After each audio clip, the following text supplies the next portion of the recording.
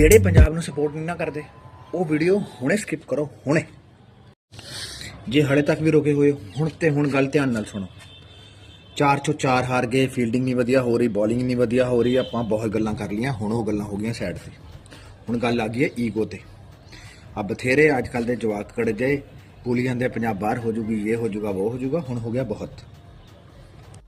ਅਗਲਾ 1 ਨਹੀਂ, ਅਗਲਾ 2 ਨਹੀਂ, ਅਗਲੇ 3 ਜਿੱਤਾਂ। ਪੰਜਾਬ ਨੂੰ ਟੌਪ 2 ਫਿਨਿਸ਼ ਵੀ ਕਰਾਵਾਂਗੇ, ਧਰਮਸ਼ਾਲਾ 'ਚ ਕੁਆਲੀਫਾਇਰ ਵੀ ਖੇਡਾਂਗੇ, ਪੰਜਾਬ ਗੁਜਰਾਤ 'ਚ ਫਾਈਨਲ ਵੀ ਖੇਡੂਗੀ।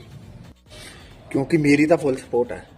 ਜੇ ਤੁਸੀਂ ਵੀ ਬਿਲੀਵ ਕਰਦੇ ਹੋ ਕਿ ਹਲੇ ਵੀ ਪੰਜਾਬ ਟੌਪ 2 'ਚ ਪਹੁੰਚ ਸਕਦੀ ਹੈ ਤਾਂ ਕੁਝ ਨਹੀਂ ਕਰਨਾ। ਪੰਜਾਬ ਕਿੰਗਸ ਨੂੰ ਕਮੈਂਟਾਂ 'ਚ ਇੰਨਾ ਕੁ ਮੈਂਸ਼ਨ ਕਰੋ, ਨਾਲ ਲਿਖੋ 3 in 3 ਵਿਦ ਹਾਰਟ।